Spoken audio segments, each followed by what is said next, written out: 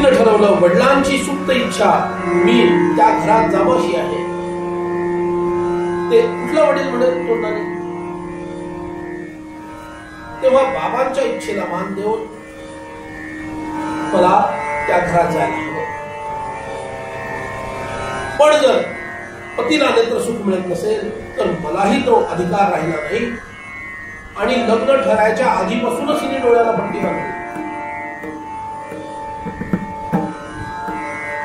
अशा पद्धतीनं आपल्या मुलींना कथा ऐकवा. सुरुवातीला त्या रेजिस्ट करतील, करू दे रेजिस्ट. तसे काही केलं तरी करतातच आहेत ना रेजिस्ट. काय संस्कृती या देशाची होती कळू तरी दे त्यांना. कदाचित त्यांचं मत विरुद्ध असेल. कशा प्रकारे लोक विचार करत असत, कशाला महत्व देत असत, आपल्या कुळाच्या परंपरेला कसं जपत असत.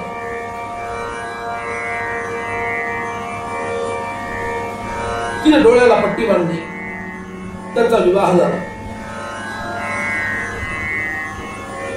यदुराज शूर म्हणून भगवान श्रीकृष्णांना शौर्य असे म्हणतात.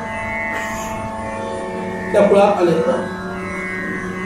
या शूराची स्वतःची असणारी मुलगी पण कुंती भोजाला दत्तक दिली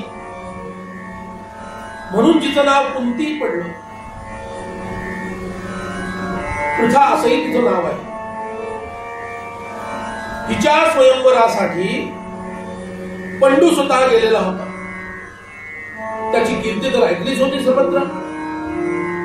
त्याचं रूप, त्याचं यौवन, त्याचं बल पाहून, त्याचा पराक्रम पाहून या पंडूवर मोहित होऊन या कुंतीनं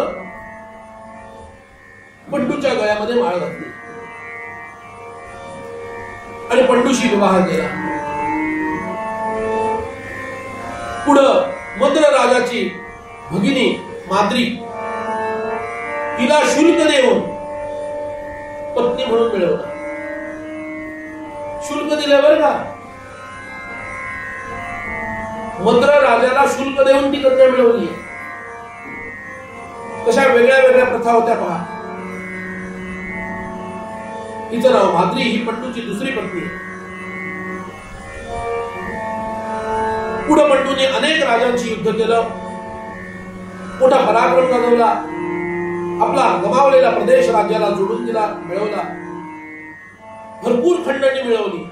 आणि या सर्वाच्या योगानं धृतराष्ट्रानं अश्वमेधाधिक अनेक यज्ञ करवले, स्वतः केले आणि दानही भरपूर केलं. आणि बरीच वर्ष या युद्धाच्या कारभारामध्ये आपण असल्यामुळं आपल्या स्त्रियांना आपण वेळ देऊ शकलो नाही. बरीच वर्ष बरं का, बरीच वर्ष. 2 दिवस वेळ दिला नाही की कटकट सुरू, असं मी ऐकलं. मला काय म्हणतो तरुण येऊन सांगतात तू असं आहे असं आहे, हा आमचा प्रॉब्लेम आहे. काय बोलायचं. बरीच वर्ष आपल्या स्त्रियांना आपण न्याय दिला नाही म्हणून आता पंडू म्हणतो आता मी हॉलिडे पिकनिक साठी जाणार आहे तुमच्या भाषेत. म्हणून मृगयेचं निमित्त करून दोनही स्त्रियांना बरोबर घेऊन पंडू वनामध्ये निघून गेले. इथंच तर खरं महाभारत सुरू झालं. कारण तेवढा वेळ धृतराष्ट्र सिंहासनावर बसलेला आहे. तो राज्य चालवतोय.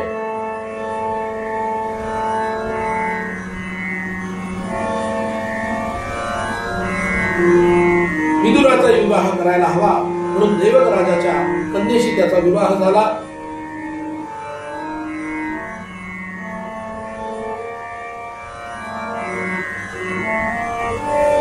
कृष्ण द्वैपायन हस्तिनापुरामध्ये आले.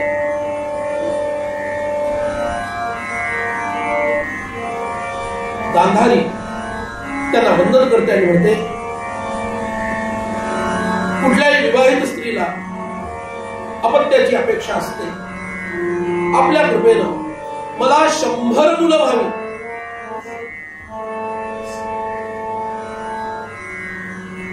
ते दिवस आता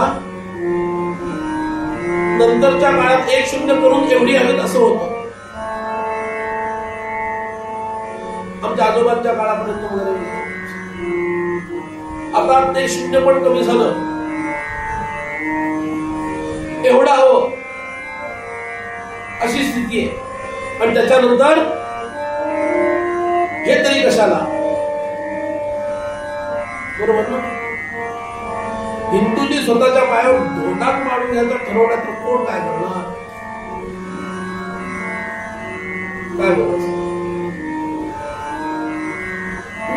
तुम्हाला काय जातं बोलायला इथं बसून 4 तास बोलणार आणि जाणार तुम्ही निघून. आयुष्यभर आम्हाला सांभाळावं लागतं. तो कोणी सांगितलं तुम्हाला महानगरांमध्ये राहायला? गावं कशाला सोडली? करा तिथं काहीतरी निर्माण. चांगल्या लोकांची प्रजा कमी व्हावी असा काही नियम आहे काय स्वतंत्र भारतामध्ये? ज्यांना कळतं की कुणाला मतदान करावं, ज्यांना कळतं की देशाचं हित कशात आहे, ज्यांना कळतं की वेळच्या वेळी कर कसा भरायला हवा, हे ज्यांना कळतं, अशा सुजाण लोकांनी प्रजा कमी करत नाही. मग यांना सुजाण म्हणायचं का? कदाचित ते स्वतःच्या विद्येच्या बाबतीमध्ये सुजाण आहेत, पण राष्ट्रीय दृष्ट्या, सामाजिक दृष्ट्या ते सुजाण नाही. कारण त्यांच्या जीवनामध्ये राष्ट्राला महत्व नाहीये. त्यांच्या जीवनामध्ये स्वजातीला आणि स्वधर्माला महत्व नाहीये.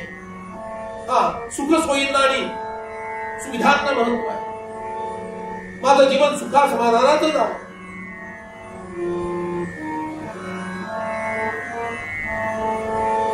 महाभारत कथा फक्त तो इतिहास ऐकण्यासाठी नाही, 5,500 वर्षापूर्वीचा. व्हॉट इज ऍप्लिकेशन राईट नाव हे समजून घेण्यासाठी आहे. नाही तर कशाला ऐकायचं महाभारत आणि रामायण? त्याचा जर आज उपयोग होणार नसेल ते ऐकून, तर सात्विक करमणुकीच्या पलीकडे त्याचं काय मूल्य आहे? काहीच नाही. 100 मुलं हवी अशी प्रार्थना त्याने केली. त्यांनी सांगितलं, तुझी इच्छा पूर्ण होईल. तिच्या पोटामध्ये 2 वर्ष गर्भ आहे. 2 वर्ष.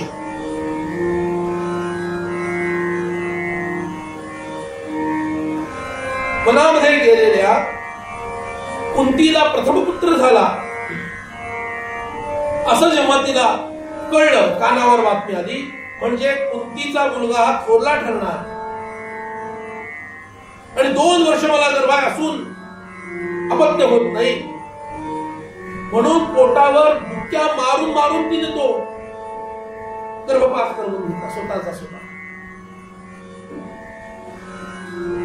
आणि हे धृतराष्ट्राला कळू दिलं नाही.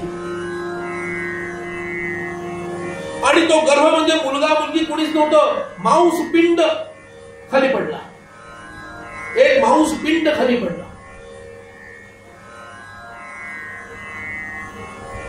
एकदम वेदव्यास प्रकट झाले. म्हणाले, पोरी हे काय केलंस विचित्र.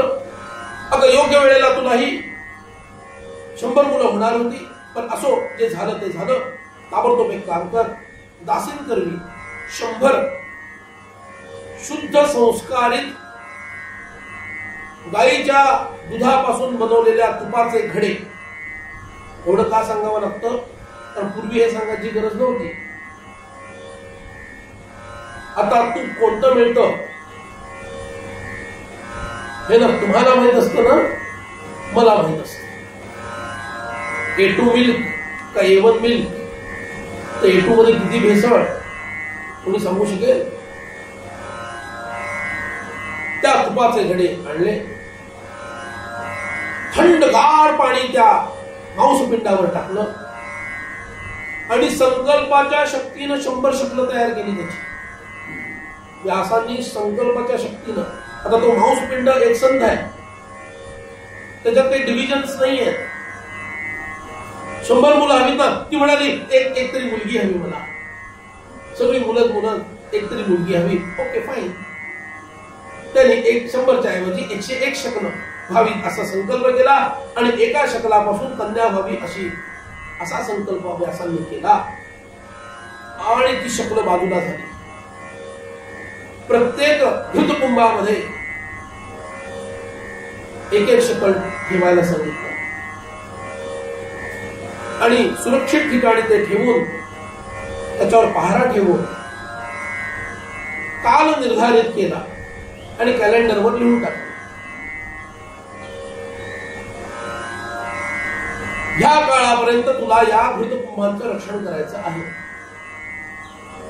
पहिला पुत्र होण्यापासून 1 महिन्याच्या अंतरामध्ये 101 मुलीसहित होती आणि पुन्हा व्यास अंतर्धान पावले.